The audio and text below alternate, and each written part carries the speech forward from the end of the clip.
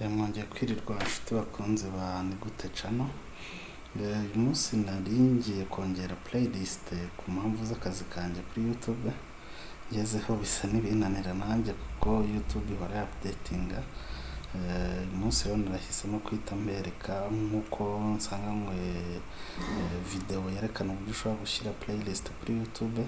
Nahise mpitamo mbereka uburyo ushobora gushyira playlist kuri channel yawe kuri YouTube iri updated ya 2020. Iyo uri hano rero kuri playlist tab ya YouTube, murabona ko mbere twagira akantu hano kariho please kongeraho new playlist, ariko ubu ntagahari. Ubu rero dufite indi buto nshyashya yitwa manage videos. Iyo uyigiyeho rero ihita ifungura icyo bita YouTube Studio. YouTube Studio rero ni ahantu ushobora guhindurira ibintu byose byawe wifuza. Iyo ugezeho rero ujya kuri playlist, noneho wagera kuri playlist ukaba wabona ama playlist yawe, ndetse ukaba wabona na buto iri hano mu nguni iburyo yanditseho new playlist.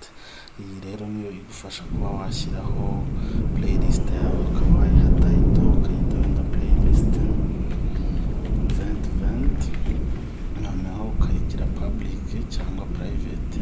Reka nyigire private kugira ngo abantu batazajya bayisangaho kandi ariyo nigishirizagaho.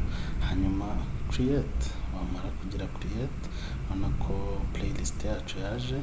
Iyo uyikritseho rero igafunguka, ubwo ushobora kuza noneho ukagenda wongeramo ibintu wifuza.